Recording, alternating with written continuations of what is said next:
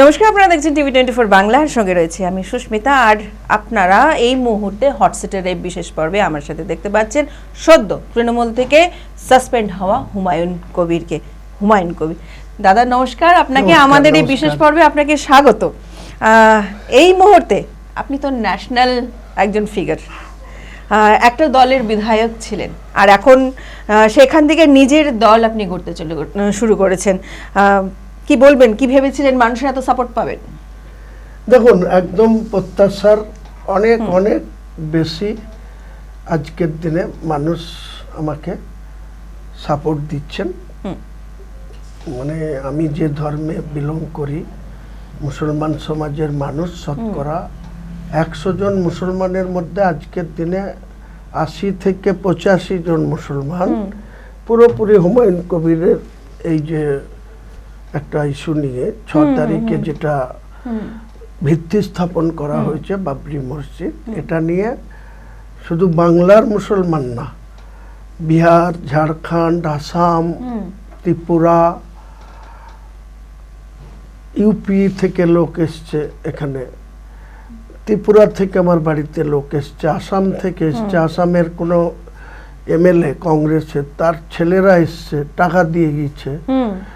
এবং এত যে সমর্থন বা এত যে মানুষের এটা নিয়ে আবেগ, আমার এটা নিজেই আমি মানে কি বলবো, এতটা উপলব্ধি আমার ছিল না।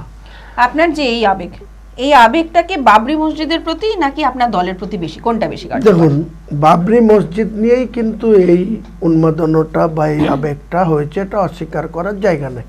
কিন্তু আজকের দিনে ইসলাম ধর্মাবলম্বী মানুষের যেমন আমার প্রতি অগাধ আস্থা ভরসা বা এই ইস্যুটা নিয়ে আবেগ যেমন প্রতিফলিত হয়েছে, পাশাপাশি আমি আপনাকে বলছি অনেক অমুসলিম ভাই, দাদা, বন্ধু, শ্রদ্ধেয় ব্যক্তিবর্গ, তারাও কিন্তু আজকে আমাকে ফোনে বা কেউ চলে আসছেন আমার বাড়িতে, আমাকে সরাসরি বলছেন যে আপনি সাসপেন্ড হয়েছেন, আপনি নিজে একটা নতুন দল খুলছেন, এটার খুব প্রাসঙ্গিকতা আছে বা এটা প্রয়োজনীয় সময়, উপযোগী সময়ে আপনি বলতে চাইছেন যে এই যে 22 তারিখ যে আপনি নতুন করে দল গঠন করবেন, সেই দলে শুধু মুসলিম নয়?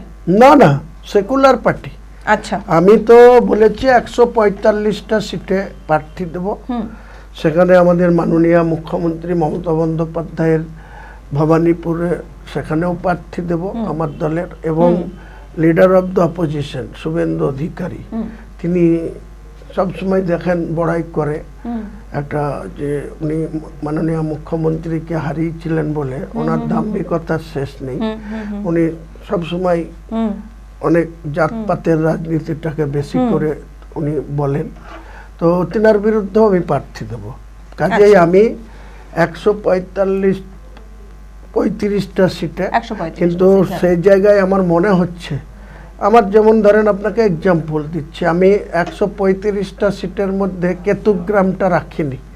কেতুগ্রাম, বর্ধমানের কেতুগ্রাম বিধানসভা, আমি যে বিধানসভার এখন বিধায়ক, ঠিক তার পরেই শুরু হচ্ছে কেতুগ্রাম।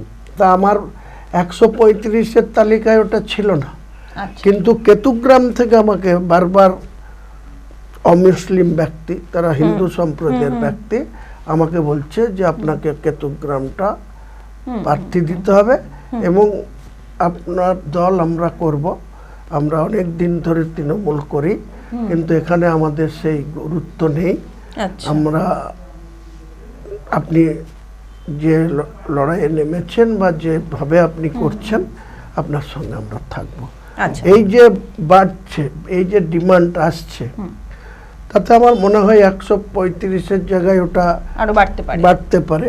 ও দেখা যাক, সেটা 175 হতে পারে বা 200-র কাছাকাছি প্রার্থীও হতে পারে। মানে আপনি বলতে চাইছেন যে যে কোনো দলে যারা দীর্ঘদিন ধরে কাজ করছে অথচ তারা গুরুত্ব পাচ্ছে না, যেমন আপনি নিজের জায়গাটা যেমন ভাবে ডিক্লেয়ার করেছিলেন যে আপনাকে দল গুরুত্ব দেয়নি, সেই কারণে আজকে আপনার নতুন করে এরকম একটা চিন্তা ভাবনা, ঠিক একই রকম ভাবে যারা গুরুত্ব পায়নি। ম্যাডাম, এটা হঠাৎ করে হয়নি। আমি 2012 সালে কংগ্রেসের বিধায়ক হিসেবে এই জেলায় আপনারা দেখবেন 2011 সালে আমাদের মাননীয় মুখ্যমন্ত্রী যখন 34 বছরের জগদ্দল পাথরকে সরিয়ে তিনি যে জায়গায় ক্ষমতাটা এসেছিলেন, এটা মানুষের অগাধ আশীর্বাদ ছিল নেত্রীর প্রতি। উনি 182টা আসন পেয়েছিলেন, জোড়াফুল চ্যানেল, দরকার তো ছিল 148।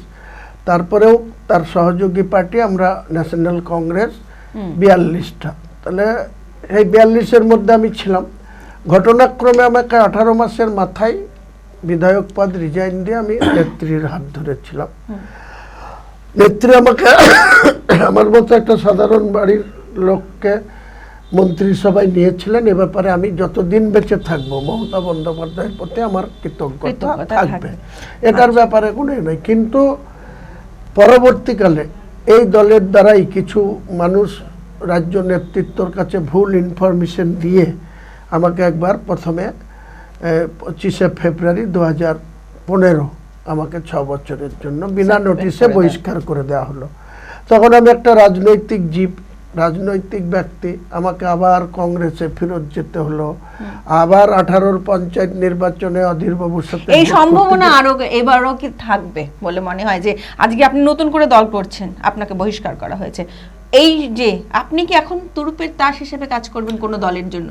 দেখুন, আমি কারো হয়ে তুরুপের তাস হয়ে করব না। আমি বর্তমান 34 বছরের সরকারের বিরুদ্ধে যেমন আমাদের জননেত্রী, বাংলার জননেত্রী, বর্তমান মাননীয় মুখ্যমন্ত্রী যেমন তিনার জীবন বাজি রেখে সবসময় অন্যায়ের বিরুদ্ধে লড়তেন এবং ন্যায়ের পক্ষে তিনি দাঁড়াতেন। তো আজকে তিনি 15 বছর হতে চললো, 14.5 বছর ক্ষমতায় আছেন। এখন যেহেতু একটা জায়গায় চলে এসেছি, আমাকে সাসপেন্ড করে দেওয়া হয়েছে। 2023 সাল থেকেই কিন্তু আমি এখানে টিকে থাকার চেষ্টা করেছিলাম, কিন্তু আমাকে যে অমর্যাদা বা যে অসম্মান এই জেলার কিছু নেতাদের কথায় গুরুত্ব দিয়ে করেছে, এটা আমি মন থেকে মেনে নিতে পারিনি। তাই আমি বাধ্য হয়ে প্রায় 1 বছর আগে থেকেই আমার একটা পরিকল্পনা ছিল যে যদি আমার সঙ্গে এই ধরনের চলতে থাকে তাহলে ভবিষ্যতে আমাকে আপনি কি তাহলে এই আসন্ন যে ভোট সেটাকে পাখির চোখ করে রেখেছেন? একদম।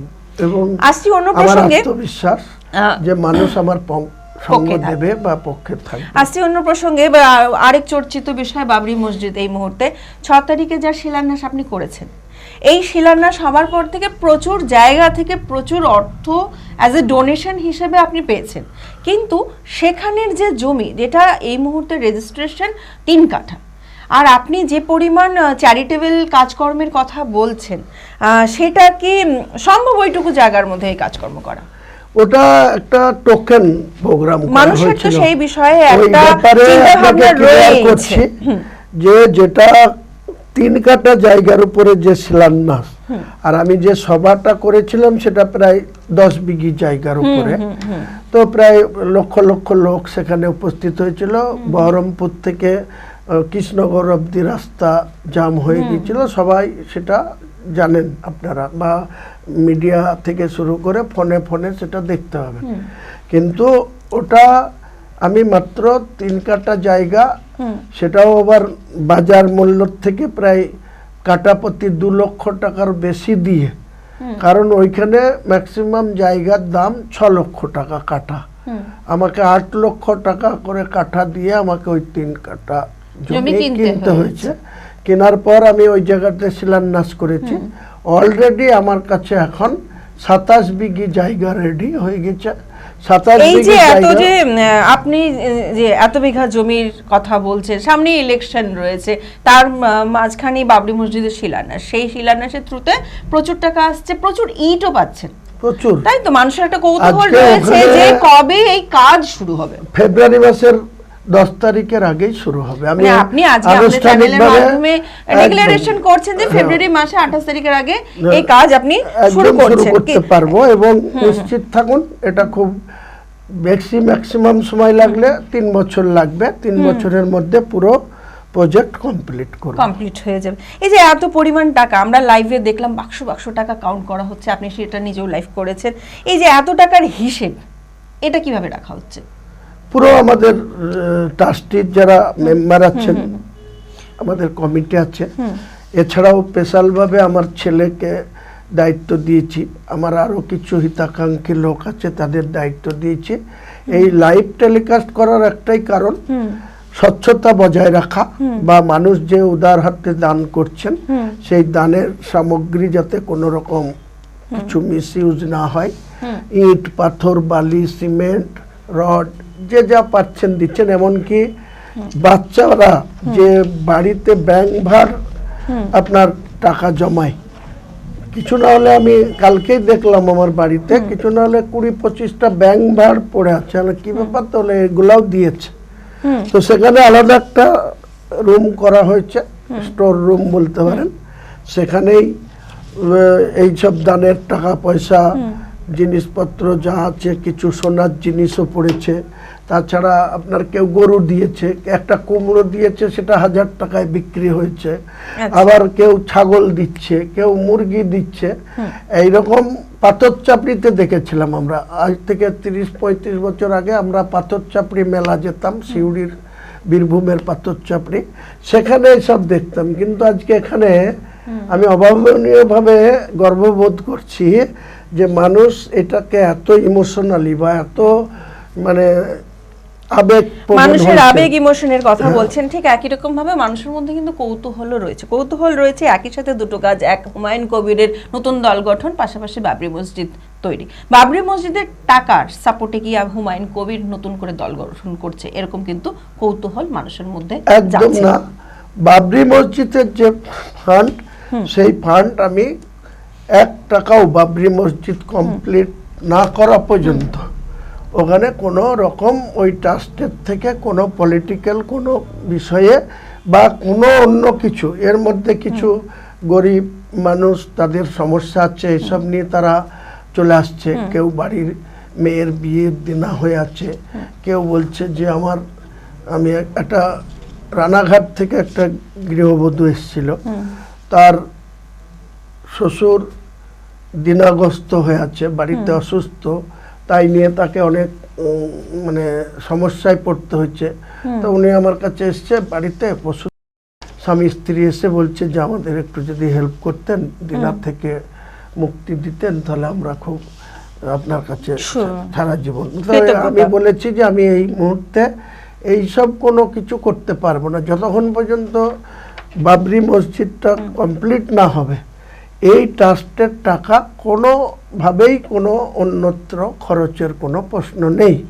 পাশাপাশি আমি যে রাজনৈতিক পার্টিটা করছি, এই রাজনৈতিক পার্টিতেও টাকার দরকার। অনেকের স্বাভাবিক, সাধারণ মানুষের একটা কৌতূহল থাকা বা প্রশ্ন ওঠাটা স্বাভাবিক। আমি এটাও আপনাকে বলছি যে 22 তারিখে আমার দোয়াল ওপেন হয়ে যাক, তারপরে আমি আপনাকে বলছি যে যারা আমাকে এই দল করার জন্য ডোনেট করছে বা করবে, সেটাও আমি পাবলিকের সামনে আনবো। কারণ যারা দেবেন তারা বলেছে যে আমাদের যে মানে পার্টির যে যারা দেবেন তারা কি শুধু হুমায়ুন কবিরকে দেখে দিচ্ছেন?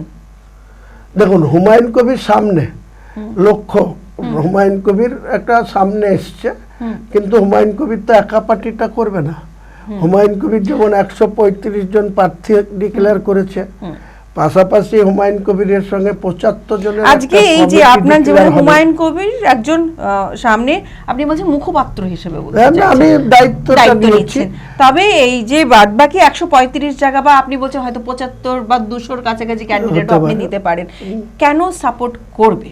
তারা চাইছে হুমায়ুন কবির আজকের দিনে যে কথাটা বলছে সেই কথার প্রাসঙ্গিকতা আছে, বা শাসক দল 14 বছর 14.5 বছর হয়ে গেছে, তাদের নেত্রী সম্বন্ধে তাদের সেরকম কোনো অভিযোগ নেই, নেত্রীর কর্মপদ্ধতি নিয়েও কোনো অভিযোগ তাদের সেরকম নেই, কিন্তু অন্তর্দ্বন্দ্ব আছে। আর নিচের স্তরে গ্রাস রুটের বা ব্লক লেভেল, জেলা লেভেল যে দুর্নীতিতে ডুবে গিয়েছে, এই দুর্নীতির বিরুদ্ধে আর সরকারের কিছু কিছু পলিসি সরকারের সাধারণ মানুষের বিরুদ্ধে গিয়েছে। যেমন ধরেন শিক্ষা ক্ষেত্রে 25,752 জনের চাকরি চলে গেছে, আরজি করে যে ঘটনাটা ঘটেছিল।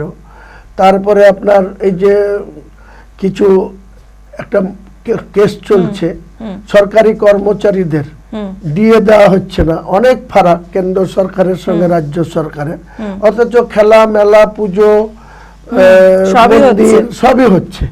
এইসব নিয়ে সাধারণ মানুষের মনে কিন্তু একটা বিরাট ক্ষোভ জন্মেছে। কাজে মমতা বন্দ্যোপাধ্যায়ের বিরুদ্ধে ক্ষোভ না থাকলেও তার সরকারের কার্যকলাপের বিরুদ্ধে কিন্তু প্রচুর মানুষের ক্ষোভ রয়েছে। তারা আজকে আমাকে বলছে যে বিড়ালের গলায় ঘন্টা বাঁধার কেউ ছিল না, আপনি সেটা বেঁধেছেন, আপনার সঙ্গে আমরা। আচ্ছা, আপনি এই যে 22টা আসন আজকে মুর্শিদাবাদে, 22টার মধ্যে 20টা জায়গাতেই প্রার্থী দেবেন বলেছেন। 22টাতেই দেব, 22টাতেই আপনি দেবেন। বেশ, এই যে 22টার মধ্যে কিছু আসন তো আপনি পাবেনই, তো সেটা ভাগাভাগি হয়ে যাবে, সম্ভবত মুসলিম ভোটগুলো ভাগ হয়ে যাচ্ছে। এই মুসলিম ভোটটা ভাগ হয়ে যাওয়ার দরুন কি বিজেপি কোনোভাবে গেইন করছে না? আপনি কি বিজেপিকে পরোক্ষভাবে সাপোর্ট করছেন? দেখুন, এটা আমার দায়িত্বের মধ্যে পড়ে না। আমি যখন একজন নাগরিক ভারতবর্ষের বা বাংলার একজন নাগরিক, তেমনি সবার হিসেব নিকেশ করে চলার, সবার মসনদ দখল করার, অনেকেরই এমএলএ হওয়ার স্বপ্ন দেখে, অনেকেরই রাজ্যপাট চালানোর স্বপ্ন দেখে। তো আমার কথা হচ্ছে কোন ক্যালকুলেশনে কে এসে যাবে। কিন্তু কোনোভাবেই তো, যেখানে আমরা প্রত্যেকবার দেখতে পাই শুভেন্দু অধিকারী কিন্তু আক্রমণ করেন, কিন্তু এখানে দেখতে পাচ্ছি কিন্তু কোনো রকম ভাবেই আক্রমণ করছেন না। আপনার সাথে কি কোনো রকম ভাবে কোনো রকম কথা হয়ে রয়েছে? দেখুন, হুমায়ুন কবিরের ক্যারেক্টারেই এটা নাই যে হুমায়ুন কবির রাতের অন্ধকারে একরকম করবে, ঘুম থেকে উঠে সকালবেলায় আর এক রকম ক্যারেক্টার মানুষের সামনে তুলে ধরবে, দুপুরবেলায় লাঞ্চ করার পর আর এক রকম হবে, রাত্রেবেলায় আরেক রকম। এটা হুমায়ুন কবিরের ক্যারেক্টারের মধ্যে পড়ে না। তবু আপনি বলতে পারেন, অনেকেই বলতে পারে যে আপনি কংগ্রেস করেছেন, কংগ্রেস থেকে তৃণমূলে এসছেন, তৃণমূল থেকে আবার কংগ্রেসে গিয়েছেন, কংগ্রেস থেকে আবার বিজেপিতে গিয়েছেন, বিজেপি থেকে আবার তৃণমূলে এসছেন। এক প্রকার আমি বাধ্য হয়েছি। আমার বিরুদ্ধে যে ধরনের অধীর চৌধুরীও আপনার বিরুদ্ধে এই মুহূর্তে কোনো কথা বলছেন না, তবে কি অধীর আপনি যে সমভাবে যে কাজ করতে চাইছেন, সেই ক্ষেত্রে কি তাহলে সিপিএম বলুন, কংগ্রেস বলুন, বিজেপি কোন দলের সাথে কথা পলিটিক্যাল পার্টি বেঁচে থাকে বা মানুষের কাছে তার গ্রহণযোগ্যতা বাড়াবার জন্য আমি এইটুকু সাজেস্ট রাখতে পারি আমাদের অধীরদার কাছে বা সিপিএম এর সেলিম সাহেবদের কাছে বা আইএসএফ এর কাছে, যে আমার উদ্দেশ্য আজকের দিনে বিজেপিকে ক্ষমতাতে না আসতে দেওয়া, শুভেন্দুদেরকেও আটকানো, আপনি বলছেন আপনি বিজেপিকেও আটকানো, দূরে রাখা, পাশাপাশি আপনি যে কার্যকলাপগুলো করছেন তাতে আপনি দাবিও করেছেন তৃণমূলকে এই মুহূর্তে ধরাশায়ী করে দেবেন। হ্যাঁ, এটা আমার দুটোই টার্গেট। তাহলে আপনার কি মনে হচ্ছে যে আপনার পার্টি এবার সেই জায়গা নিয়ে নেবে? আমার বিশ্বাস, যদি সিপিএম পার্টি 34 বছরের রাজত্ব চালিয়েছেন, 2011 সালের 13ই মে যেদিন ভোটের গণনা হয়, সেদিন বুদ্ধবাবু সহ সিপিএম এর তাবড় তাবড় মন্ত্রীরা, নেতারা, দীর্ঘদিনের কমরেডরা, তারা ধরাশায়ী হয়ে পরাজিত হয়েছিল। 20 মে 2011 মুখ্যমন্ত্রী হয়েছেন। আজকে সামনের যে ইলেকশন আসছে, আজকে আপনারা বলুন, 16তে তো হুমায়ুন কবির তৃণমূলে ছিল না, তৃণমূলের এগেনস্টে নির্দলে লড়েছিল, আপনারা জানেন। আর এই কংগ্রেস সিপিএম একসাথে লড়েছিল। রবিউল আলম চৌধুরী কংগ্রেসের প্রতীকে প্রার্থী ছিল, সিপিএম তাকে সাপোর্টিং দল ছিল, জোটে ছিল। তো তার কাছে আমি ইন্ডিপেন্ডেন্ট ভোটে দাঁড়িয়ে, নির্দল হিসেবে ভোটে দাঁড়িয়ে মাত্র 5000 সামথিং ভোটে হেরেছি। আর এই তৃণমূলের প্রার্থী সিদ্দিকা বেগম, এক সভাধিপতি, তার জামানা বাজেয়াপ্ত করেছি 14,631। আর বিজেপির পার্টির প্রতীকে 10,335 বঙ্কিম কর্মকার। এখানে হুমায়ুন কবিরকে আপনারা যারা আন্ডার এস্টিমেট করছেন, তাদেরকে আমি আগামী দিনে প্রমাণ করে দেব যে হুমায়ুন কবির আজকের দিনে শুধু মুর্শিদাবাদের নেতা না, রেজিনগরের নেতা। হুমায়ুন কবির কতটা মুসলিম নেতা, কতটা হিন্দু নেতা? হুমায়ুন কবির মুসলিমদের প্রতি, তার যে মুসলিমের যে বিলং করে, সেই মুসলিম জাতির প্রতি তার অগাধ আস্থা, ভরসা। আপনার কাছে তাহলে হিন্দুদের গুরুত্বটা ঠিক কতটা? অবশ্যই হিন্দুদের আমি কারণ আমরা এক যেমন জায়গায় দেখতে মুসলিম, পাই শুভেন্দু অধিকারী সোজাসুজি হিন্দুদেরকে প্রতিনিধিত্ব করছেন। আমি আপনি কি আপনাদেরকে চাইছেন তবে আপনার এই- ঠিক একই রকম ভাবে আপনি মুসলিমদেরকে প্রতিনিধিত্ব করবেন? নিশ্চয়ই, কারণ শুভেন্দু বাবু যদি বলে আমি হিন্দুদের এমএলএ, আমি হিন্দুদের প্রতিনিধি করব, শুধু হিন্দুদের উন্নয়ন করব, ওনাদের নেতা ভারতবর্ষের প্রধানমন্ত্রীজি তিনি যখন বলেন সবকা সাথ সবকা বিকাশ, উনি কিন্তু তার উল্টো দিকে হেঁটে বলে আমি হিন্দুদের প্রতিনিধি, হিন্দুদের উন্নয়ন করব। তা তিনি যদি ওটা বলতে পারেন সাংবিধানিক ভাবে একটা এলওপির দায়িত্বে থেকে, ক্যাবিনেট র্যাঙ্কে থেকে, আমি একজন নর্মাল এমএলএ, কালকে 10 দিন পরে রিজাইন দিয়ে দেবো, তখন আর এমএলএও থাকবো না। তাহলে আমার তো নিজের অধিকার আছে যে আমার জাতি বা আমার কম তারা কি করে সুরক্ষিত থাকবে, তাদের ডেভেলপমেন্ট কি করে।